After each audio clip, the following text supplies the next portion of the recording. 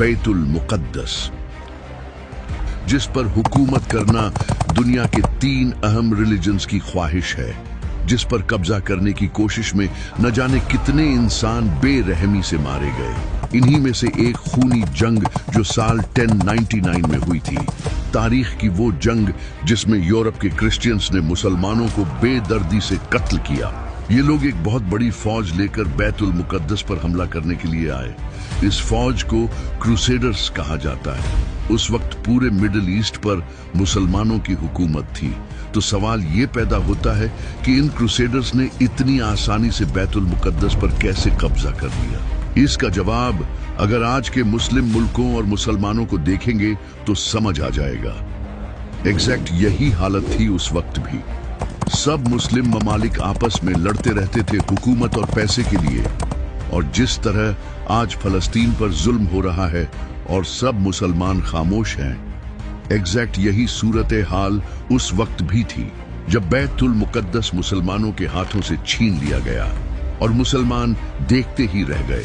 बिल्कुल उसी तरह जिस तरह फलस्तीन को मुसलमानों से छीनकर यहूदियों को दे दिया गया और मुसलमान देखते ही रह गए। पता नहीं क्यों मुसलमान बस देखते ही रहते हैं। जो मर्जी करो, हम तो बस देखेंगे।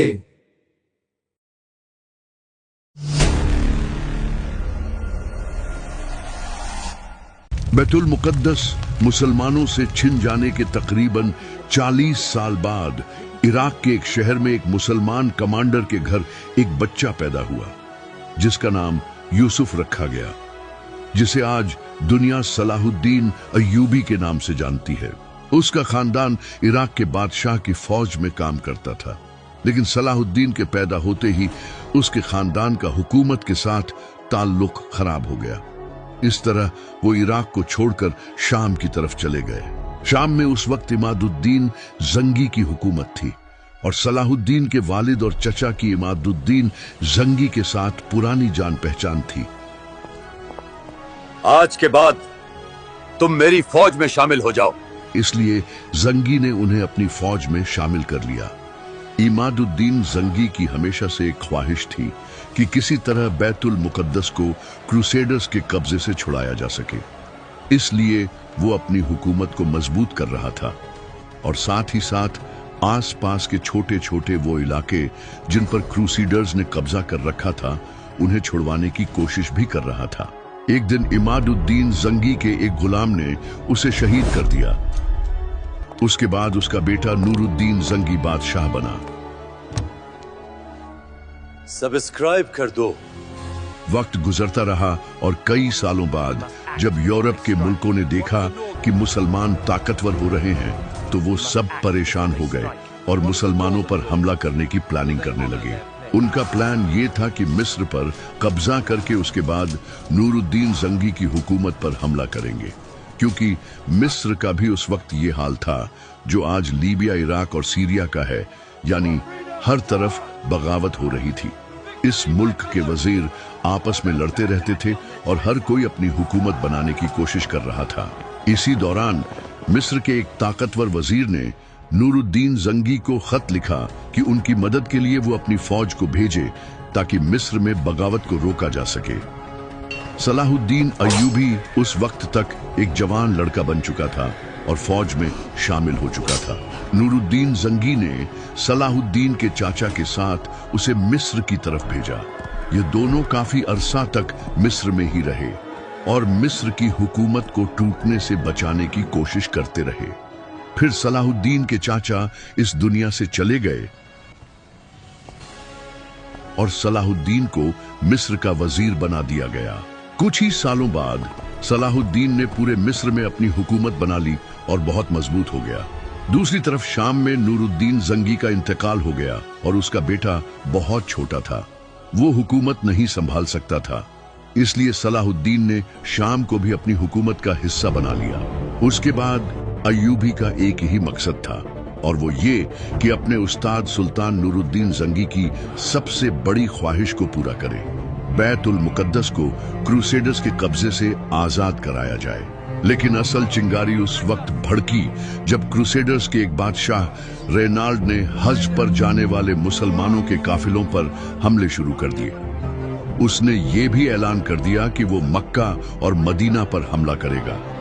अपने सुल्तान से जाकर कह दो कि मैं मक्का पर हमला करूंगा। यह हरकत मुसलमानों के लिए नाकाबिले बर्दाश्त थी। सलाहुद्दीन ने इसको मुसलमानों के खिलाफ ऐलान जंग समझा और फैसला किया कि अब वक्त आ गया है कि क्रूसेडर्स को एक बड़ी जंग में हराया जाए। उसने मिस्र और शाम से अपनी फौज को इकट्ठा किया और उन्हें जंग का नया सामान और हथियार दिए और कहा कि अब बैतुल मुकद्दस की आजादी के बाद ही सुकून का सांस लेंगे। दूसरी तरफ क्रूसेडर्स को जब पता चला कि सलाहुद्दीन बड़ी जंग की तैयारी कर रहा है तो वो भी अपनी तमाम फौजें इकट्ठी करने लगे और जंग की तैयारी शुरू कर दी। सलाहुद्दीन अय्यूबी ने एक प्लान बनाया और क्रूसेडर्स के एक छोटे से किले नुमा शहर तबरिया पर हमला कर दिया। इस हमले की खबर जब बैतुल मुकद्दस में क्रूसेडर्स तक पहुंची तो वो फौरन अपनी फौज लेकर सलाहुद्दीन के पीछे चल पड़े। यही वो मौका था जिसका सलाहुद्दीन को इंतजार था। उसने जानबूझकर तबरिया पर हमला किया ताकि क्रूसेडर्स को किलों और पानी वाले महफूज इलाकों से बाहर निकाले। क्रूसेडर्स इस चाल में फंस गए और किलों को छोड़कर मुसलमानों की फौज का पीछा करने लगे। सख्त गर्मियों का मौसम था और क्रूसेडर्स बहुत ही वजनी लोहे के आर्मर्स पहने हुए मुसलमानों की फौज का पीछा करते रहे। सलाहुद्दीन उन्हें चालाकी से एक खुश्क मैदान में ले आया जिसे हत्तीन कहा जाता है। यह फलस्तीन का एक इलाका था। वहां पानी की सिर्फ एक झील थी जो मुसलमानों की साइड पर थी। जब क्रूसेडर्स वहां पहुंचे तो अय्यूबी की फौज ने चारों तरफ से उन्हें घेर लिया। वहां पर खुश्क घास थी जिसे मुसलमानों ने आग लगा दी और तेज हवा की वजह से धुआं और गर्मी सीधा क्रूसेडर्स की तरफ जाने लगी। उनका प्यास की वजह से पहले ही बुरा हाल था और धुएं से सांस लेना मुश्किल हो गया। आंखें जलने लगीं और गर्मी ने उनकी ताकत तोड़ दी। उसी वक्त मुसलमानों ने तीरों की बारिश शुरू कर दी। उनके घोड़े भागने लगे और वो अपनी ढालें भी संभाल न सके। क्रूसेडर्स पानी की तलाश में भागे लेकिन अय्यूबी की फौज ने पानी वाला रास्ता रोक रखा था। जो भी वहां जाने की कोशिश करता वो मारा जाता। इसी तरह जंग चलती रही और क्रूसेडर्स बहुत ही बुरी तरह हार गए। बहुत से मारे गए और बहुत से कैदी बन गए। क्रूसेडर्स का लीडर पकड़ा गया और उसके साथ वो रेनाल्ड भी था जिसने मक्का जाने वाले मुसलमानों के काफिलों पर हमले किए थे। सलाहुद्दीन ने उसे और क्रूसेडर्स के लीडर को अपने पास बुलाया और पानी का प्याला क्रूसेडर्स के लीडर को दिया। लेकिन जब रेनाल्ड ने पानी पीने की कोशिश की तो सलाहुद्दीन ने कहा, तू मेरा मेहमान नहीं है, तू अल्लाह और रसूल का दुश्मन है। फिर सलाहुद्दीन ने उसे उसकी हरकतें याद दिलाई और अपने हाथ से उसे कत्ल कर दिया। इस जंग को द बैटल ऑफ हत्तीन कहा जाता है। इस जंग में क्रूसेडर्स की कमर टूट गई। उनके सबसे बड़े सरदार या तो मारे गए या कैद हो गए। मुसलमानों ने उसके बाद उनके हर एक किले और शहर पर हमले शुरू कर दिए और वो सब इलाके मुसलमानों के कब्जे में आ गए। कुछ अरसे बाद सलाहुद्दीन अय्यूबी अपनी बड़ी फौज के साथ बैतुल मुकद्दस के दरवाजों पर पहुंच गया। शहर के अंदर क्रिश्चियन फौज और अवाम डरे हुए थे क्योंकि वो जानते थे कि हत्तीन में उनकी बड़ी फौज के साथ क्या हुआ था। लेकिन उन्होंने हथियार डालने के बजाय रेजिस्ट करना शुरू कर दिया। सलाहुद्दीन ने शहर को चारों तरफ से घेर लिया और कई दिनों तक सख्त जंग जारी रही। मुसलमान फौज ने बार बार किले की दीवारों पर चढ़ने की कोशिश की, कैटapult से पत्थर बरसाए और दूसरी तरफ क्रिश्चियन भी लड़ते रहे।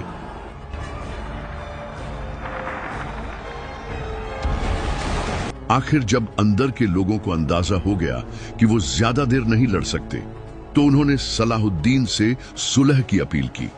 सलाहुद्दीन ने शर्त रखी कि वो हथियार डाल दें और बैतुल मुकद्दस मुसलमानों के हवाले कर दें।